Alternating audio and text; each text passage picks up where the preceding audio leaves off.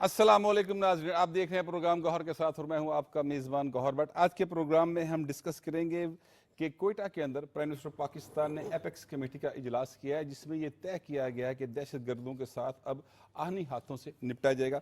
साथ ही साथ आलमी मीडिया सरापा एहतजाज है इस बात के ऊपर कि करप्शन के इल्ज़ामात में मुलव्वस शख्स ऑक्सफोर्ड यूनिवर्सिटी का चांसलर कैसे बन सकता है। इन सारे इश्यूज़ पर बात करने के लिए हमारे साथ स्टूडियोज़ में मौजूद हैं जनाब सईद चौधरी साहब, उनके साथ तशरीफ फरमा जनाब सलमान गनी साहब और उनके साथ बैठे हैं सुहेब मरगूब साहब। तो बात का आगाज़ करते हैं। जनाब सईद चौधरी साहब, ये फरमाइएगा कि आज जो एपेक्स कमेटी का इजलास हुआ है और ये कोयटा में जाकर किया गया है और वहाँ पर प्राइम मिनिस्टर ने ये स्टेटमेंट दी है कि दहशतगर्दों के साथ अब आहनी हाथों से निपटा जाएगा। ये फैसला तकरीबन कर लिया गया है। इस मामले की हसासियत को भरपूर तरीके से देखा गया है, जो आप जानते हैं कि जिस तरह से वाक़यात हुए हैं, और अब आप क्या उम्मीद रखते हैं किस हद तक इस पर अमल हो सकेगा? ये देखिए, ये मामला की हसासियत का अंदाज़ा इससे लगा लें कि चीफ आर्मी स्टाफ और वज़ीर आज़म अपेक्स कमेटी है वो हेड करते हैं वज़ीर आज़म जी और वो मेंबर हैं, तो वो कोयटा पहुंचना और कोयटा में अपेक्स कमेटी का इजलास और फिर वज़ीर आला का वहाँ शरीक होना। ज़रा वज़ीर आला वो अपेक्स कमेटी की जो तश्कील है वो तो आपके लिए में उसमें तो बहस करने की जरूरत नहीं है, उसको पता है। तो वो वहाँ जो फैसले हुए हैं, ये पहले एक हमारे यहाँ चलता रहा है काफ़ी अर्सा तक, नाराज़ बलोचों को कौमी धारे में लाने के लिए कुछ मुख्तलिफ मौके पे कुछ चीज़ें होती रही हैं, बातें होती रही हैं। नाराज़ बलोचों से आगे बढ़ गई ये बात। जी सर। नाराज़ बलोच तो वह है कि जो आईने पाकिस्तान को मानता है और आईने पाकिस्तान के अंदर रहते हुए एहतजाज करे कि जनाब हमारे ये आईनी हकूक जो हैं ये मजरूह हो रहे हैं, हमें ये हकूक नहीं मिल रहे, हमें दिए जाएँ। जो NFC अवार्ड है उसमें अगर कि हमारी आबादी कम है लेकिन हमारा रकबा ज़्यादा है, ऐसे मुतालबे हो सकते हैं। जी बिल्कुल ठीक बात है, ये मुतालबे हो सकते हैं, लेकिन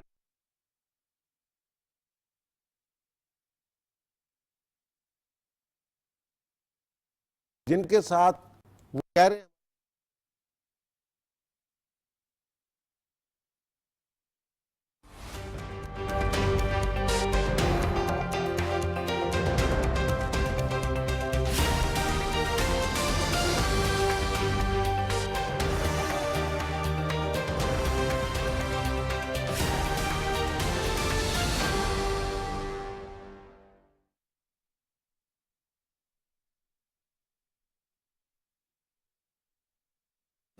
क्या आप जानते हैं किसी भी मुल्क में साजगार आबो हवा के लिए 25% रकबे पर जंगलात का होना लाजमी है। बदकिस्मती से पाकिस्तान में गुज़श्ता 76 बरस के दौरान जंगलात 44% से कम होकर 5% रकबे तक महदूद रह गए हैं। क्या माहौल का तहफ़्फ़ुज़ हमारी जिम्मेदारी नहीं? क्या हम अपनी आइंदा नस्लों का मुस्तकबिल खतरे में देख सकते हैं? जनाब फंडिंग कौन करता है, ट्रेनिंग कौन देता है और इनमें इंडिया सहूलत। के एक मिनिस्टर साहब, अगर मैं गलत नहीं हूं तो उन्होंने ये बाकायदा कहा था कि हमने बलूचिस्तान में फंडिंग की। प्राइम मिनिस्टर मोदी साहब ने कहा था। मोदी साहब ने कहा, उनका अजीत की अमित शाह जी उसने भी कहा, उन्होंने कहा हुआ, बाकायदा एक से ज्यादा मरतबा कहा हुआ है। और जो इंडिया की बात चल पड़ी तो इंडिया का मीडिया उठा के देखे, उनका जो मेन स्ट्रीम मीडिया है वो 26 तारीख को क्या बातें कर रहा था कि जनाब चाइना को वो, मैं कल भी भूल गया था, चेतावनी दे रहे हैं ये लोग, ये वो, इस तरह के जो उनके मखसूस लफ्ज़ होते हैं वो बार बार ये लफ्ज़ इस्तेमाल कर रहे थे। जनाब चाइना को ये मैसेज दिया जा रहा है, पैगाम दिया जा रहा है, उनको खबरदार किया जा रहा है यहाँ आपने नहीं आना।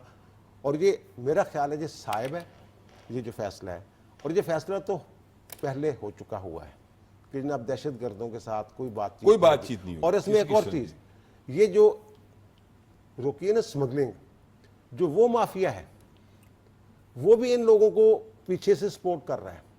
जो ईरान और अफगानिस्तान की सरहद जो माफिया था, स्मगलरों का, वो लोग जो है वो भी इनको फंडिंग कर रहे हैं, इनके पीछे हैं।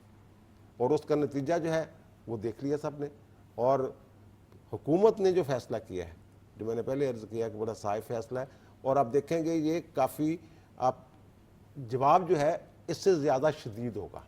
आप रोज़ाना खबरें सुनेंगे कि फ़लाँ जगह इतने दहशतगर्द जो हैं वो पकड़ लिए गए, या उनके खिलाफ कार्रवाई हुई और फिर उनके कार्रवाई के नतीजे में क्या होता है, ये सारी खबरें। आप जल्द सर ये फरमाइएगा सलमान गनी सर कि एपेक्स कमेटी का इजलास तो इस्लामाबाद में भी हो सकता था, वहां पर इजलास करके तो ये सारे फैसले लिए जा सकते थे, लेकिन इसकी कोयटा पे जाकर इजलास करने की क्या अहमियत है? शुक्रिया भट्ट साहब। ये जो एपेक्स कमेटी का इजलास होता है ये सूबों के सदर मुकाम पे ही होता है, चूँकि वफाक की सतह पे नहीं, ये बलूचिस्तान में ही होना था। ये प्राइम मिनिस्टर साहब का विज़िट बड़ा बर वक्त है। देखिए, हम जब बलूचिस्तान की सूरत हाल पे बात कर रहे हैं तो थोड़ी सी बलूचिस्तान की अहमियत और हैसियत देखनी क्या है, इसलिए कि पाकिस्तान के माशी मुस्तकबिल के हवाले से बलूचिस्तान बड़ा इम्पोर्टेंट है। और अभी जैसे बात की गई कि ग्वादर की बंदरगाह, सी पैक का अमल और 54 बड़े मंसूबे पाकिस्तान के जो पाकिस्तान के माशी मुस्तकबिल से वाबस्ता हैं, उनमें से 47 का तल्लक बलूचिस्तान से है। और ये एक ग्रेट गेम का हिस्सा है, आप इसे मुकामी शोरश नहीं कह सकते, इसलिए कि आपको याद है कि आज से चंद हफ्ते पहले पाकिस्तान के प्राइम मिनिस्टर चीन के विज़िट पे गए थे और चीन ने 20-22 नए मुआहिदों के साथ जो सी पैक की अपग्रेडिंग का अमल है वो शुरू हुआ था और फिर अज़्म इस्तेहकाम की बात भी हुई थी। मैं आपकी सिर्फ याददाश्त में ला रहा हूँ, ये सिलसिला वहाँ से शुरू हुआ। और जब भी पाकिस्तान माशी हवाले से कोई संजीदा इकदाम करता है और ख़ास तौर पे सी पैक टेक ऑफ करने की पोजीशन में आता है तो दहशतगर्दी का अमल शुरू होता है।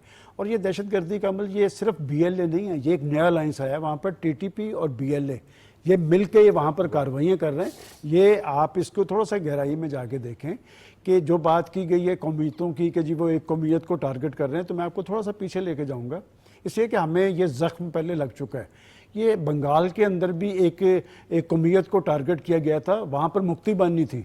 आज बलूचिस्तान की मुक्ति बानी BLA है, वो भी एक कौमियत को टारगेट कर रही है। और आज अच्छी बात जो प्राइम मिनिस्टर साहब ने वहाँ पर की कि जब बलूचिस्तान के अंदर आप एक कौमियत का कत्लेआम कर रहे हैं सिर्फ इसलिए कि यहाँ से कोई रद्द-ए-अमल हो, पॉजिटिव चीज़ ये है कि आज पंजाब के अंदर लोगों के अंदर तशवीश है कि बलूचिस्तान में ऐसी सूरत हाल तारी नहीं होनी चाहिए। और प्राइम मिनिस्टर साहब ने वहाँ पर कहा कि मैं जब पंजाब का खादम था तो NFC अवार्ड में बलूचिस्तान के वसाइल दुगने कर दिए गए थे और पंजाब इसमें संजीदा था। बात है कि अगर तो वहाँ के लोगों का इशू ये जो अपने हिस्से में से NFC बलूचिस्तान में दिए, फिर उस वक्त उसके बाद ही ये NFC जो है ये मंजूर हुआ था। देखिए, ये जो इशू है ये वहाँ, और फिर मैं आपको ये भी बताता चलो, हकायक बड़े तल्ख हैं, इसलिए कि बलूचिस्तान पाकिस्तान का रकबे के हवाले से बड़ा सूबा है। बलूचिस्तान से प्राइम मिनिस्टर भी बने हैं, चीफ मिनिस्टर तो बहरहाल उनके हैं, उसके बाद चेयरमैन सेनेट भी हैं, बड़े बड़े उहदों पे बलोच तैनात रहे हैं। वहाँ पर जो एहसास महरूमी है, जब आपके पास 18th अमेंडमेंट के बाद बड़े सारे वसाइल हैं तो वो एहसास महरूमी को दूर करना वो उनकी ज़िम्मेदारी थी। लेकिन ये एक ग्रेट गेम है। ग्रेट गेम वही है कि जी उनको ये पता है कि जब पाकिस्तान और चीन मिलकर, चीन एक हवाले से यकसू है कि पाकिस्तान के साथ दोस्ती में, पाकिस्तान की मुआशी तरक्की में, मुआशी तरक्की के साथ मजबूती में और सी पैक को टेक ऑफ करने में, और दुश्मन को ये पता है कि ये पाकिस्तान जो मुआशी हवाले से डामाडोल था, कमज़ोर था, ये उस सूरत हाल के अंदर एक एटमी ताकत बन गए। अब आपके दुश्मन को ये ज़रूरत तो नहीं है कि वो पाकिस्तान पे शबखून मार सके। जब उन्हें यह नज़र आता है कि पाकिस्तान का प्राइम मिनिस्टर और पाकिस्तान का आर्मी चीफ यकसू हैं चीन के साथ दोस्ती में और पाकिस्तान की मुआशी तरक्की के हवाले से, उन्हें ये पता है कि अगर ये सी पैक टेक ऑफ कर गया तो फिर इस खित्ते के अंदर पाकिस्तान की एक अहमियत और हैसियत बनेगी। ये ठीक कहा इन्होंने। देखें, बात यह कि अफ़गानिस्तान के अंदर असला कौन छोड़ के गया? अमरीकी असला, और ये शवाहद आपने खुद दिए अफ़गानिस्तान को। और आज एक बड़ी अजीब बयान आया अफ़गान आर्मी चीफ का कि जी पाकिस्तान ने हमें शवाहद नहीं दिए। जनाब, ये तो शवाहद की एक तारीख है, सिर्फ आप ही को नहीं दिए, इंटरनेशनल फोरम्स पे भी दिए कि अफ़गानिस्तान के अंदर वहाँ पर दहशत गर्दों के मराकज़ हैं, ट्रेनिंग सेंटर हैं, और वहाँ पर रा और NDS का एक नेक्सस मौजूद है और ये पहले से मौजूद है। देखिए, हम तालिबान में क्यों इंटरेस्टेड थे कि वो वहाँ पर एक पाकिस्तान दोस्त हुकूमत बनेगी, अफ़गानिस्तान के अंदर भी तमीर और तरक्की का अमल तेज़ होगा। और सी पैक सिर्फ पाकिस्तान तक महदूद नहीं होना था, इसने सेंट्रल एशियन स्टेट्स तक जाना था। ये सारे अवामल थे जिसकी वजह से आपका दुश्मन खबरदार हुआ। एक तरफ अमरीकी असला है, दूसरी तरफ इंडियन फंडेड है, और ये लोग कोई इंसान दोस्त नहीं है, ये वैशी हैं, ये दरिंदे हैं, ये जो कुछ वहाँ पर कर रहे हैं, जो खेल खेलना चाह रहे हैं। मैं समझता हूँ कि ये जो आज प्राइम मिनिस्टर साहब ने वहाँ का विजिट किया है, एक यकसुई और संजीदगी आई है कि दहशतगर्दों में और बलोचों में हमें फ़र्क करना है कि जो लोग भी दहशतगर्दी में मुलव्वस है वहां पर नाकामी का कोई ऑप्शन दहशतगर्द नहीं का है। कोई मजहब मजहब नहीं नहीं होता, होता, उनका कोई कोई- लिसानियत नहीं होती, दहशतगर्द होता है।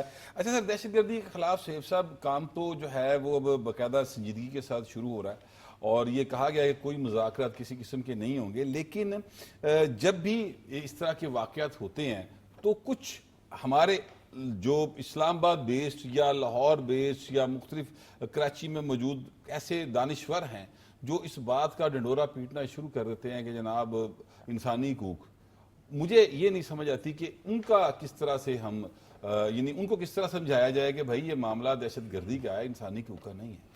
जी हाँ, बिल्कुल। देखें, ये जो इंसानी हकूक़ के मामला थे ये उस वक्त कहाँ थे जब अमेरिका में एक्ट ऑफ टेररिज्म हुआ ट्रंप के आखिरी दौर में, और उन्होंने सबको उठा के जेलों में डाल दिया और अपना 550 के करीब लोगों को सजाएं दे दी, 571 लोगों को। ये इंसानी हकूक़ उस वक्त कहाँ थे जब तमिलनाडु का क्लैश हुआ, सिविल वॉर हुई और कोई तकरीबन 3 लाख लोग जो हैं वो महसूर हो गए, जंग में फंस गए, और 2009 में ये जंग ख़त्म हुई, सिविल वॉर उनकी। उस वक्त कहाँ थे जब उन्होंने आर्मी इस्तेमाल की। इंडिया ने दबा के आर्मी एक्शन किया। अभी मणिपुर में और उधर जो जंग चल रही है दो रियासतों में, तो इंसानी हकूक़ कहाँ पर हैं?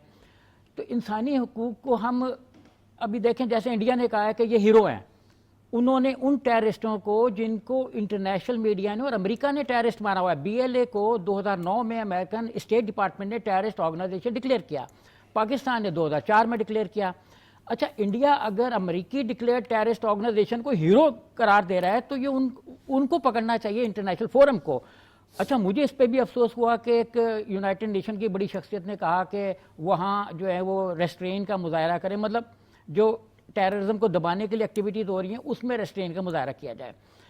अच्छा, हम रेस्ट्रेन का मुजाहरा ही करते रहें। देखें, बलोच जो हैं वो उसमें कुछ एलिमेंट्स ऐसे हैं जो एहसास महरूमी के नाम पे लड़ना शुरू कर देते हैं। आप देखें, बुख्ती के घर में गैस है, नवाब अकबर खान बुख्ती के घर में उस वक्त गैस लगी जब जनरल ज़िया का मार्शल नाफिज था। उस वक्त सैटरडे को तोड़ के पाइपलाइनें सारे दफातर के ताले तोड़ के OGDCL के गैस सप्लाई दी गई। और जो उस वक्त वहाँ पे ऑफिसर इंचार्ज थे इंटरनल सिक्योरिटी के, ब्रिगेडियर साहब, उन्होंने बुख्ती साहब से पूछा कि क्या मैं डेरा बुख्ती में गैस दे दूँ? बुख्ती साहब फिर ये कहना शुरू हो गए थे उनको कि हम गैस हमारी है, हमारे एरिया में गैस नहीं है, गैस हमारी, हमारे एरिया में गैस नहीं है। तो उन्होंने फिर कहा कि मैं अपना डेरा बुख्ती में गैस लगा दूं। अच्छा, बुख्ती साहब हाँ ना में करते नहीं थे क्योंकि सरदार थे, तो उन्होंने कहते हैं हल्के से सर यूं हिलाया, हमें सिग्नल हो गया कि नहीं देनी गैस। आप देखें, पंजाब सिंध दूसरे सूबे जो है इंटरनेशनल प्राइस पे गैस ले रहे हैं, हम गैस की वो प्राइस दे रहे हैं, हम मीन्स पूरा पाकिस्तान, खुद बलोच के लोग भी, बलोचिस्तान के लोग भी, जो गैस की इंटरनेशनल प्राइस है उसी पस मंजर में ओगरा प्राइसेस को डिक्लेयर कर रहा है। अच्छा, जो गवादर है वो फिरोज खान नून ने लिया था, वो तो हमारा बलोचिस्तान का कभी उस तरीके से पार्ट एंड पार्सल नहीं रहा। तो इंसानी हकूक़ का परसेप्शन तो वहाँ है ना कि जब ये ऑर्गेनाइजेशनें वहाँ पे कहें कि हम ये डेवलपमेंट करना चाह रहे हैं। आप देखें, सेंडक को भगाया किसने? सेंडो को भगाया टेररिस्ट ऑर्गेनाइजेशनों ने, जिन्होंने पहले ही मरहले में एक साहब ने उनसे कहा कि 35 करोड़ रुपया दो, उन्होंने कहा अभी तो मैंने खुदाई नहीं की, तो खुदाई करूंगा कुछ निकालूंगा तो मैं आपको भी दे दूंगा। तो वो ऑस्ट्रेलियन कंपनी वहां से निकल गई। जब आप डेवलपमेंट ही नहीं होने देंगे, जब आप लोगों को मारना शुरू हो जाएंगे। आप देखें, OGDCL जो है, OGDCL में जो उनका ड्राइवर है, मतलब ये है, आप जितनी तफसील बता रहे हैं इसका मतलब ये है कि जो सलमान गनी साहब ने बात की, एक ग्रेट गेम का हिस्सा है कि पाकिस्तान को किसी तरह भी इकोनॉमिकली स्टेबल नहीं होने देना, क्योंकि अगर ये स्टेबल हो गया तो फिर पाकिस्तान के लोगों में जितना टैलेंट मौजूद है तो हमारा जो है वो एशियन टाइगर बनने का ख्वाब वो जल्द पूरा हो जाएगा। थोड़ा सा इस तरफ आता हूँ। देखें, अगर आप अभी गूगल करें, गूगल सर्च इंजन हमारा तो नहीं बनाया भाई, ये तो एक अमेरिकन पर्सनैलिटी का बना हुआ है, उस पर आप BLA सर्च करें तो आएगा एक ऐसी टेररिस्ट ऑर्गेनाइजेशन है जिसका हेडक्वार्टर का लफ्ज तो नहीं है, जिसका मरकज अफगानिस्तान है। हमने नहीं बनाई हुई, गूगल वो कह रहा है। तो मतलब वो एक डिक्लेयर्ड ऑर्गेनाइजेशन है, एक्सटर्नल उसमें है। जो इन्होंने कहा, देखें, अजीत डोवाल ने कहा कि हम पाकिस्तान को उसके अपने मुल्क में जवाब देंगे। राजनाथ सिंह जो उनके डिफेंस मिनिस्टर थे, उन्होंने ये स्टेटमेंट एक से ज्यादा बार दी। एक से ज्यादा बार दी। जी, मैं नाम भूल रहा था, मैं उन्हीं का हवाला दे रहा था। बिल्कुल ठीक बात है। अच्छा सर, मैं अब बात करना चाहता हूँ, ये जो आलमी मीडिया है, सर, ये सरापा एहतजाज है इस बात के ऊपर कि एक ऐसी पाकिस्तानी शख्सियत जो करप्शन के ऊपर में मुलव्वस है और उसके ऊपर इल्ज़ामात हैं, कुछ अदालतों में सजाएं भी हुई हैं, वो ऑक्सफोर्ड यूनिवर्सिटी के चांसलर का इलेक्शन जो है वो कंटेस्ट करने जा रही। तो इस पर आलमी मीडिया तो बहुत चीख रहा है। वो आलमी मीडिया ने जो बुनियाद बनाई है, इससे पहले एक मेरे जहन में नुक्ता है जी, जी। बलोचिस्तान वाले इशू जी, जी, पे। प्लीज। आपने जो सवाल पूछा था कि कुछ दानिश्वर हैं, जी जी वो इंसानी हकूक का मामला कह रहे हैं जनाब, जी, जी। इसको इंसानी हकूक का मामला नहीं है, ये दहशत गर्दी है सीधी सीधी। और जो ग्रेट गेम की बात हो रही है, आलमी ग्रेट गेम, उसका हिस्सा है। CPAC के जो खिलाफ है, सबको पता है कौन खिलाफ है, और भारत उसमें जो है वो कह लें अमली किरदार भी अदा कर रहे हैं ये सारी हरकतें करके। तो वो इसको जोड़ा गया पहले इब्तिदा में कि शायद ये अकबर बुगटी साहब की 18 वर्ष पहले 26 अगस्त को शहादत हुई थी, उसका शायद कोई इंतकाम लेने के लिए कुछ लोग, ये जो टेररिस्ट हैं, दहशतगर्द हैं, इनके साथ जिन कबीलों के नाम जुड़े हुए हैं, उनकी बार बार सरफराज बुगटी मेरे मुंह से निकल जाता है, अकबर बुगटी साहब के कबीले के साथ, जब बुगटी कबाइल के साथ क्या मोहब्बत थी और क्या नफरत थी, क्या इख्तलाफात थे, ये उसको जोड़ के ये इसका तासर बदलने की कोशिश की जी, गई। बिल्कुल। दहशतगर्दी की जो शिद्दत है उसको कम करने की कोशिश की गई। इन चीज़ों को भी देखने की ज़रूरत है। और दूसरा जो आपने कहा कि वो जो वहाँ से खबरें आ रही हैं, डेली टाइम्स वगैरह और दीगर अखबारात की, वो तो ये कि ये जो मेल की। एक्सपोर्ट के बन रहे हैं चांसलर, जी, पहली बात- मेल ऑनलाइन की। हाँ सॉरी, मेल ऑनलाइन। तो वो तो भाई साहब ये कि वहाँ अभी फैसला होना है, अभी तो इनके जो है नामजदगियाँ फाइनल नहीं हुई, अभी सिर्फ कह लें अब जैसे कागजात नामजदगी दाखिल हुए हैं। जी जी कुछ लोगों ने सजेस्ट किया कि जनाब ये बंदा जो है ये बड़ा लाइक फाइक है, तो इसको आप जो है ना वो चांसलर के तौर पे, और चांसलर का होता वैसे भी एक अलामती सा कुछ एतराजात भी वहां पर हाँ, दाखिल किए वो- गए वही हैं। अर्ज कोई कर रहा हूँ, पाकिस्तानी वो जो- नौजवान है हाँ, जो ऑक्सफोर्ड से पढ़े हुए, खुरम भट्ट शायद उनका नाम है, वो भी गए हैं वहां पर दरखास्त लेकर। वो जो उसके बाद जो वहाँ के जो मैं वही बात हूँ, जो अखबार है उसने जो बुनियाद बनाया है वो बहुत ज़्यादा जो है ना पिटिशंस, यानी ऑनलाइन पिटिशन जो है वो वहाँ गई हैं, और वहाँ इनका सारा चट्टा कट्टा जो है वो बाहर निकल वो बाहर निकला है। और उसमें कुछ चीज़ें ऐसी भी हैं जो मीडिया पे उस अंदाज में हम बयान नहीं करते, थोड़े से हमारी माशरती इक़दार का मामला होता है।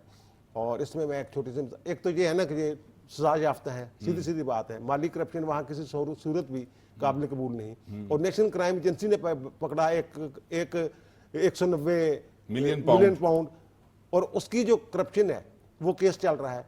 तो वहाँ की एजेंसी ने जो वैसा पकड़ा है, और उसके साथ जो पाकिस्तान में हुआ है, इसके बाद वोट देने वाले सोचेंगे ये नहीं। और दूसरी जो बात कर रहा हूँ कि हमारे जो माशरती मामलात होते हैं उसमें कुछ हम चीज़ें ऐसी नहीं कर सकते। वहाँ यूरोप में बहुत सारी चीज़ें ऐसी हैं जो जिससे लोग जो है गैर कानूनी नहीं है, हो जाता है वहाँ पे। लेकिन अगर बंदा झूठ बोले उस मामले में तो फिर वो नापसंदीदा बंदा हो जाता है। मसलन इसमें मैं आपको बिल क्लिंटन की मिसाल दूंगा। उनका जो स्कैंडल आया था उसके खिलाफ जो केस बना था वो ये नहीं था लिविंस्की वाला, तो ये था कि इस बंदे ने छुपाया, कौम से झूठ बोला। और इन्होंने भी कुछ ऐसी चीजें हैं जो वहां उस माशरे में बुराई नहीं समझी जाती, लेकिन उसके हवाले से जब झूठ बोला जाए, जी जी, उसको तस्लीम ना किया जाए, छुपाया जाए तो उसको छुपाया माइंड जाए, करते तो फिर वो माइंड के। तो इसलिए अगर सारी चीजें इसी तरह जैसे आ रही हैं, खबरें चल रही हैं, तो फिर मुझे तो इनकी नामजदगी ही जो है वो मशकूक नजर लगता है आपको ये कि जैसे कागजात नामजदगी से ही ये फारग हो जाएगा, आपको ये महसूस हो रहा है। सलमान गनी साहब देखें, मामला ये है कि अगर कोई शख्स करप्शन में सजा याफ्ता है, और जिन शख्सियत की बात हो रही है वो यहाँ पर कम से कम 2 केसों में अभी तक सजा याफ्ता हैं, वो केसों में उनकी सजाएं मुअत्तल हुई हैं, ख़त्म नहीं हुई, ठीक है। अगर करप्शन में मुलव्विस शख्स जो है उसको मेरे ख्याल दुनिया में किसी जगह के ऊपर भी इस तरह की जो अहम तरीन पोस्ट होती है वहाँ पे तैनात नहीं किया जाता, या उसके अब वहाँ पर चूँकि रिवाज इलेक्शन का है कि इलेक्शन के जरिए वहाँ पर आते हैं, तो आपके ख्याल में फिर भी ऑक्सफोर्ड से पढ़े लोग इनको वोट कर देंगे अगर कागज नामजदगी का मरहला वो वो अबूर कर जाते हैं तो? देखिए भट्ट साहब, अगर आप मुझे इजाज़त दें मैं इसका भी जवाब दूंगा, लेकिन चूँकि हमारा अफ़गानिस्तान का एक इशू चल रहा था और आपने बड़ी दुरुस्त निशानदेही की कि कुछ लोग इसे इंसानी हकूक़, देखिए ये जो दहशत गर्द होते हैं ना, इनको ना इंसानियत पर यकीन होता है और दुनिया भर के अंदर एक ख़ास नुक्ता नज़र है इनके हवाले से। और जैसे अभी सुहैब भाई ने बताया, इन्होंने बरतानिया की मिसाल नहीं दी, इस वक्त भी वहाँ पर उन्होंने, आप देखें 9/11 के वाक़यात या 10/11 के वाक़यात के अंदर उन्होंने जो लोग भी बराह रास्त या बिलवास्ता तौर पे इसमें मुंसलिक थे किसी को नहीं बख्शा। और इस दहशत गर्दी के अमल ने पाकिस्तान के अंदर भट्ट साहब बहुत पोटेंशल मौजूद है। पाकिस्तान की अवाम जो है बाशऊर हैं, पाकिस्तान की मैं सिर्फ ये कह रहा आपको रोकना पड़ेगा क्योंकि अभी ब्रेक का कहा जा रहा है, तो ब्रेक से वापस आएंगे तो यहीं से बात को दोबारा शुरू करेंगे। Take a break.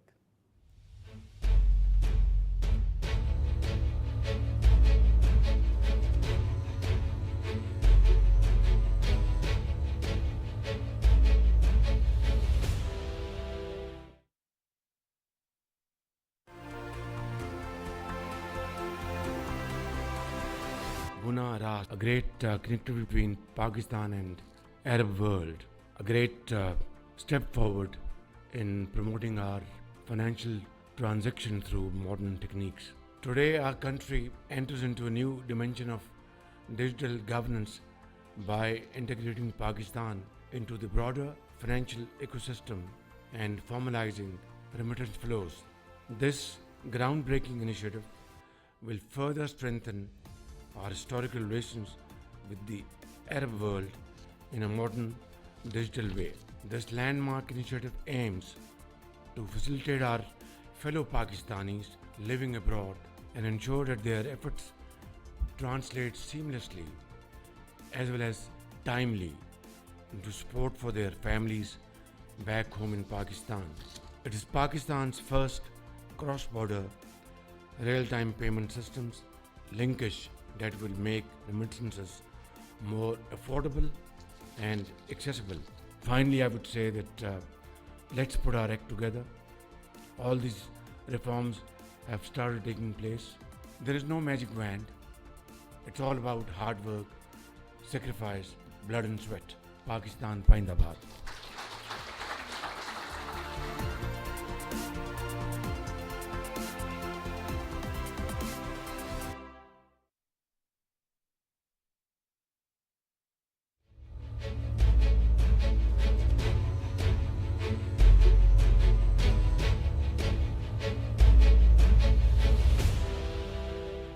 Ji welcome back. Salman Gani साहब, आप बात कर रहे थे ब्रेक पे जाने से पहले, व्हाट्सएप में जो प्लीज अपनी बात कंप्लीट इंसानी कीजिए। हकूक़ की बात कर रहे थे, तो इंसानी हकूक़ लोगों के होते हैं। वहाँ पर जिन लोगों को टारगेट किया गया है, जिनकी टारगेट किलिंग की गई है, वो इंसानी इशू था।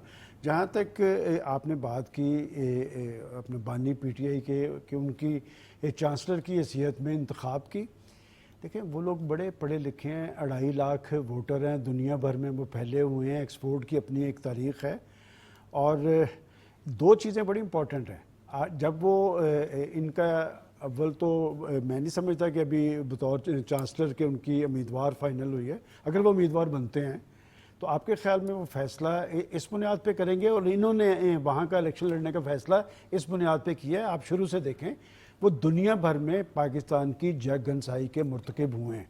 पाकिस्तान की रियासत को, पाकिस्तान के रियासती इदारों को, IMF वाला इशू आपको पता है कि IMF को लेटर लिखा ताकि पाकिस्तान को दफाई महाज पर रखा जाए। और वो चाहते क्या हैं? वो चाहते फिर यही हैं कि वहाँ पर एक हमदर्दी की लहर। लेकिन मैं ये समझता हूँ कि जिन्होंने वोट देने हैं वो एक्सपोर्ट के ग्रेजुएट हैं, 2.5 लाख होंगे। उन्होंने ये भी देखना है कि इस शख्स का दहशतगर्दी के बारे में और दहशत गर्दों के बारे में पॉइंट ऑफ व्यू क्या है।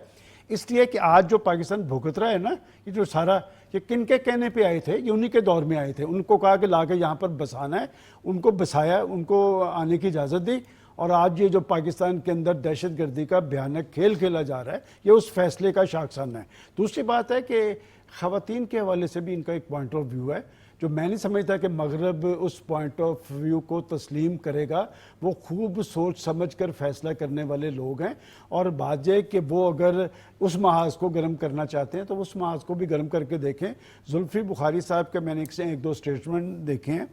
मेरा नहीं ख्याल कि वहाँ पर वो ऐसी पोजीशन तारी कर पाएंगे। और सबसे ज़्यादा अगर ये कैंडिडेट बनते हैं इन दो चीज़ों पे, मेरी बात आप याद रखें कि दहशतगर्दी के हवाले से और ख़वातीन के हवाले से इनका जो पॉइंट ऑफ व्यू है ना, वहाँ पर ये उस मामले पे जद पे आएंगे। जनाब सैयद मरगूब साहब, जो मेल ऑनलाइन की हेडलाइन है उसमें डिसग्रेस्ड का लफ्ज़ इस्तेमाल किया गया है, सर काफ़ी सख्त नहीं है लफ्ज़? काफ़ी सख्त, बल्कि ज़रूरत से ज़्यादा सख्त है। अगर हम इसके लुग़वी ग्रामेटिकल मीनिंग में जाएं तो वो डिसग्रेसफुल उसको कहा जाता है जिस पर इल्ज़ाम लगा हो और साबित हो गया हो। मतलब हम तो ये कह रहे हैं ना कि इल्ज़ाम लगा, सज़ा मोतिल हो गई, हुई और मोतिल हो गई। इसको हम एक लफ्ज़ में क्या कहेंगे, नाज़रीन को ज़रा बताएं। तोहमती, मलामती, और मतलब अगर इसका एक और लफ्ज़ जो मतलब बेआबरू, बदनाम, रुस्वा, बदनाम, लानती, बेइज्जत, इस तरह के, हाँ इस तरह के, जिल्लत, जी जिल्लत आमेज, जी जी तो इस तरह के लफ्ज़ उसमें जी जी ग्रामर में मौजूद हैं। जी जी। तो अच्छा, सर ऐसे उन्होंने ये शख्स इसलिए को किया है जिसके बारे में उनका अपना एक अखबार ये कह रहा है कि वो डिसग्रेस्ड है, उनको सर वो लोग जो हैं वोट कर देंगे? देखिए, नॉमिनेशन पेपर तो किसी के भी एक्सेप्ट हो सकते हो, उसमें कोई इतराज़ वाली बात नहीं होती। अब जो पेटिशंस जा रही हैं उसका मुख्तलिफ इदारों का अपना क्राइटेरिया होता है। कोई 51,000 के बाद उस पर गौर शुरू करता है, कोई 1 लाख के बाद करता है। यूनाइटेड नेशंस के बाद इदारे हैं वो 1 लाख के बाद करते हैं। तो ये इन पे अब ये प्रेशर पड़ रहा है कि क्या आप एक ऐसे शख्स को इलेक्ट करना चाहते हैं जो आपके मॉरल वैल्यूज़ के अगेंस्ट जा रहा है। देखिए, यूके में, अमेरिका में बहुत से लोग इसलिए रिजेक्ट हो जाते हैं उनके उसमें इलेक्शंस में कि ये उनकी वैल्यूज़ के ख़िलाफ़ जा रहे होते हैं। अभी भी यही कहा जा रहा है ना कि साफ, शफाफ, ट्रांसपेरेंट चीज़ होनी चाहिए। लेकिन इस वक्त एक वर्ल्ड वाइड प्रॉब्लम है जो फ़लस्तीन की वजह से पैदा हुई कि यूथ और उनकी गवर्नमेंट और यूनिवर्सिटी के स्टूडेंट्स में वो बिल्कुल अलग हो गए हैं अपनी गवर्नमेंट से और अपनी एडमिनिस्ट्रेशन से, और वो रिएक्शन में, जिसको कहते हैं ना रिएक्शनरी हो गए हैं। तो वो उनके सही इक़दाम को भी अपोज कर रहे हैं और गलत को तो कर ही रहे हैं। तो अभी हम इस पे ये नहीं कह सकते कि इनका वहाँ पे फ्यूचर क्या होगा। लेकिन अगर फ्यूचर हो गया इनका, एक बात कर रहा हूँ हम एक बहुत ज़्यादा उसमें जाके, कि अगर ये इलेक्ट हो जाते हैं तो ये ऑक्सफोर्ड यूनिवर्सिटी की जो उनका एक म्यार है, क्राइटेरिया है, उनका आखिरी दौर होगा। हम कहते हैं ना कि फलाना तो इसका नीरो साबित हुआ, तो वो बंसरी बजाता रहा, और उसके बाद तो ये ऑक्सफोर्ड यूनिवर्सिटीज़ में एडमिशन के जो इस वक्त इन्फ्लक्सेस हैं, दबाव है, उस पर प्रेशर है, तो 2 साल बाद मेरे जैसा आदमी अप्लाई करेगा जो ओवर एज भी होगा और शायद उसके कई नंबर भी पूरे ना हो, तब वो भी एडमिशन उसको मिल जाएगा क्योंकि दाखिला ख़त्म हो जाएगा। ऑक्सफोर्ड यूनिवर्सिटी अपने उसको एट स्टेक कर देगी। ये मतलब इसमें इसका इम्पैक्ट होगा अगर मतलब हम एक परसेप्शन को लेके चलें। अच्छा, जैसे भी सलमान साहब ने कहा कि वो उनकी अपनी मॉरल वैल्यूज़ हैं और अभी इस पे आगे डिस्कशन होना है। अभी तो सिर्फ एक जिसको हम देख रहे हैं ना, वो बड़ा एक उनका प्री मिलिटरी एक स्टेप्स आया कि नॉमिनेशन आपने दिया, उन्होंने मान लिया, अब आगे इसके स्क्रूटनी का अमल पब्लिक का होगा क्योंकि इलेक्शन पब्लिकली होते हैं। सेम देखें ना, जब बोरिस जॉनसन साहब गए थे तो वहाँ पे प्राइम मिनिस्टर के लिए एक उनके अंदर ही एक कमेटी बनी हुई थी कंजर्वेटिव पार्टी के, जो मतलब 2.5, 3, 4, 5 लाख लोगों पर मुश्तमिल थी, जिन्होंने नया ऋषि सुनक साहब को इलेक्ट किया और उनका फैसला गलत साबित हुआ। जब उन्होंने कंजर्वेटिव पार्टी के थिंक टैंक ने उनको इलेक्ट किया तो गलत साबित हो गया और वो इतने बुरी तरह पिटे कि अब शायद कंजर्वेटिव पार्टी मतलब अभी लगता नहीं है अगले 10 साल वो कहीं खड़ी हो सकेगी। लोकल पार्टी और इम्पोर्टेंट पॉइंट आपने देखना, ये वो वाला बात कंप्लीट जो है ना इस वक्त इनके साथ होगी। अभी मेरा अंदाजा ये है कि ये इशू अभी चूंकि हाईलाइट हुआ है, उसामा बिन लादेन के साथ रिलेशंस, फलाने के साथ रिलेशंस, उनके अपने मॉरल वैल्यूज़, तो क्या इन इमोरलिटीज़ के साथ ऑक्सफोर्ड यूनिवर्सिटी जो हाई वैल्यू एक यूनिवर्सिटी है वो इसको एक्सेप्ट करेगी, जो इंटरनेशनल रैंकिंग में हार्वर्ड के बाद दूसरे या बहुत नीचे चली गई, तो तीसरे नंबर पे से नीचे नहीं गई, तो उसके अपनी वैल्यूज़ क्या हैं? टॉप 3 यूनिवर्सिटीज़ में आती है। अच्छा, फिर ये कि क्या वो ये नहीं सोचेंगे कि एक ऐसा आदमी कह रहा है जो पाकिस्तान की जेल से उनकी यूनिवर्सिटी चलाएगा, क्या इम्पैक्ट वर्ल्ड वाइड जाएगा? और यूनिवर्सिटी की रैंकिंग देखी जाती है कि उसको चलाने वाला कौन है। बिल्कुल देखें, वीसी या उसका डीन, ये बहुत की बाज़ इदारों में डीन कीन होते हैं, बाज़ इदारों में वाइस चांसलर कीन होते हैं, मतलब की फिगर होते हैं। तो एक ऐसी यूनिवर्सिटी को इंटरनेशनल रैंकिंग क्या मिलेगी? मेरी नज़र में 0 मिलेगी, जिसका जो एक मेन फिगर है वो जेल में बैठा हुआ है, जिस पे मुकदमे है और जिस पे उसामा बिन लादेन का एक टैग लगा हुआ है। फिर खवातीन के हवाले से भी जो उनकी गुफ्तगू थी वो भी इंतहाई काबिल एतराज़ है। ये सलमान गनी साहब ने दुरुस्त कहा था। गनी साहब कुछ ऐड मैं करना सिर्फ चाह रहे ऐड थे? ये करना चाहता हूँ, मैं तो ये चाह रहा हूँ कि ये कैंपेन चले और पाकिस्तानी अवाम देखें कि इनकी कैंपेन कौन चला रहा है। इनकी कैंपेन चलानी है जुमैमा गोल्ड स्मिथ ने, गोल्ड स्मिथ फैमिली ने, जिनके बारे में पाकिस्तान के अंदर एक रिजर्वेशन है। और बात यह कि मैं तो ये भी देख रहा हूँ कि जिस मकसद के लिए वो ये सारा अमल कर रहे हैं उसमें पाकिस्तान की जगनसाई है, ताकि दुनिया भर के अंदर पाकिस्तान के ख़िलाफ़ वो एक रुझान नाम लें। और आपको याद है पाकिस्तानी नज़ाद मोहम्मद सादिक ने जब इलेक्शन लड़ा था तो मौसूफ जाके अपने ब्रदर इन लॉ जो उनकी जाके इन्होंने कैंपेन चलाई थी, तो अब वो उधार गोल्ड स्मिथ फैमिली इनके लिए करेगी। और ये बात जो मैंने भी की है, और सोहेब साहब, वो उस यूनिवर्सिटी की एक तारीख़ है पूरी, क्या वो अपनी तारीख़ के आगे बड़ा सवालिया निशान खड़े करेंगे? और ये तारीख़ सिर्फ एजुकेशन के हवाले से नहीं, सियासी तारीख़ है उनकी। सियासी तारीख़ में इस हवाले से कहता हूँ पाकिस्तान के अंदर भी बहुत सारे लोग जो हैं वो एक्सपोर्ट से पड़े हुए हैं। और मैं कुछ ऐसे बेनज़ीर भुट्टो जो हमारी प्राइम मिनिस्टर थी, और उनकी भी अभी रिजर्वेशन है। उन्होंने कहा कि जरदारी वहां से देखिए, मैं आपसे ये सवाल करता हूं कि एक्सपोर्ट यहाँ पर तो हम बैठ के सियासतदानों को मुर्दे इल्ज़ाम ठहराते हैं, एक एक्सफोर्ड के ग्रेजुएट से क्या आपको ये तवक्को थी कि वो पाकिस्तान के अंदर नफरत पैदा करेगा, पाकिस्तान के अंदर इल्ज़ाम तराशी की सियासत को फ़रोग देगा? पाकिस्तान के अंदर मैं इसीलिए कह रहा हूँ कि जो पाकिस्तान के अंदर उन्होंने किया है, कल को एक बैनुल-अक़वामी अहमियत का अमल अदारा अपने आगे बड़ा सवालिया निशान खड़ा नहीं करेगा, और उनके वोटर्स जो हैं वो सारे ग्रेजुएट हैं। ऐसे चीज़ ऑन अ लाइटर नोट, मैं ये समझता हूँ, या आई मीन हल्की सी बात को ज़रा थोड़ा सा हल्का करने के लिए मैं कहना चाह रहा था कि अगर वो इलेक्ट हो जाएं तो उनको भी समझ आ जाएगी, जब उन्होंने खड़े होकर कहना कि अंग्रेजी को मुझसे ज़्यादा कोई नहीं जानता, तो बात उस वक्त उनको समझ आ जाएगी कि ये क्या अजाब होता क्या है, अजाब किस चीज़ का नाम होता है। अजाब किस चीज़ का नाम, और जो उन्होंने पाकिस्तान में एजुकेशन के साथ उनके अदवार में हुआ है, जो केपी में हुआ है, जो केपी में हुआ है, वो देखिए क्या हालात है। अगर ये आपकी बात ठीक है, बल्कि एक साहब ने लिखा हुआ था कि ये ऑक्सफोर्ड को मियाँ वाली का खोती स्कूल बना देंगे। खोती स्कूल समझ ना, टाट वाले जो स्कूल होते हैं जहाँ बच्चे जाते हैं, उसको आमतौर पे इस तरह के नाम दिए जाते हैं। तो ये बहरहाल उन लोगों ने फैसला करना। और जो एक और चीज़ जो यहाँ निशानदेही की गई और उस जो पिटिशंस गई हैं उनके खिलाफ, उसमें ये बात लिखी हुई है दहशतगर्दों के साथ इनके रबाबत की, और उसमें ये सारे वाक़यात जो हैं ये बयान किए गए हैं। और असम्बली में इन्होंने उसामा बिन लादेन को किस तरह उनका नाम लिया और किस तरह उनके शहीद कहा, या फिर पूरी दुनिया उनको दहशतगर्द कह रही थी, ये यहाँ खड़े या जो इन्होंने ये स्टेटमेंट दी कि ख़वातीन जो हैं वो अपने कपड़े दुरुस्त रखें क्योंकि मर्द रिपोर्ट नहीं होते। ये तो इनके अमल कुछ और है, बयान कुछ और है।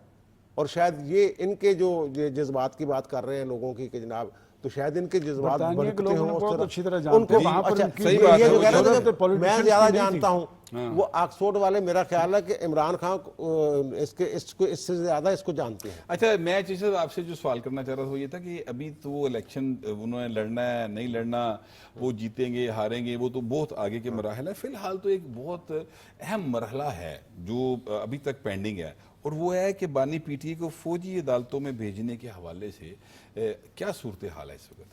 यार ये सूरत हाल खबरें जो हैं, जो आ रही हैं खबरें, वो ये फैसला तो हो चुका हुआ है कि जो 9 मई के वाक़यात हैं ना, उस हवाले से जो इनके ख़िलाफ़ मुख्तलिफ़ मुकदमात हैं जो लाहौर में दर्ज है, ख़ास तौर पे मैं समझता हूँ कि सबसे ज़्यादा संगीन इल्ज़ामात जो हैं वो जो दफ़ात हैं वो लाहौर के मुकदमात में।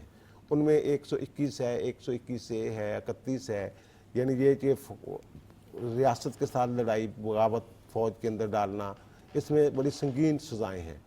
और इसके लिए इसके अलावा इन्होंने एक FIA के पास भी इनके एक केस जो है वो रजिस्टर हुआ, उसकी इजाज़त दी थी पंजाब काबीना ने, क्योंकि जो हमारा ज़ाब्ता फ़ौजदारी है उसमें लिखा हुआ है वो जो संगीन दफ़ात है ना जिनका मैं जिक्र कर रहा हूँ, उसकी किसी न किसी हुकूमत से मंजूरी लेना, या सूबाई हुकूमत हो या वफाकी हुकूमत हो। तो सूबाई हुकूमत उसकी मंजूरी दे चुकी हुई है। एक ऑथोराइज्ड अफसर होता है जो मुकदमा दर्ज करवाता है, वो अफसर भी मुकर्रर हो चुका हुआ है उस पर।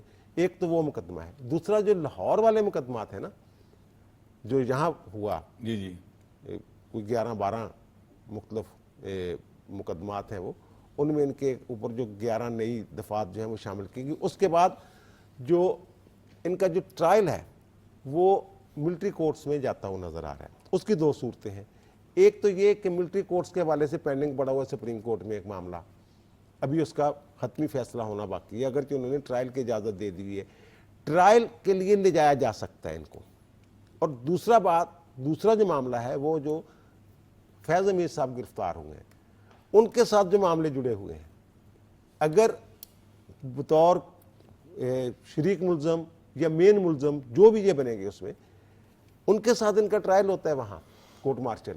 मिलिट्री कोर्ट्स एज एट कोई अदालतें इस तरह अदालतें नहीं जैसे हमारी, वो तो वक्ती तौर पे बनती हैं, किसी न किसी वाक्य के जो कोर्ट मार्शल ही होता है जी। हर एक, वहाँ इनको ले जाया जा सकता है।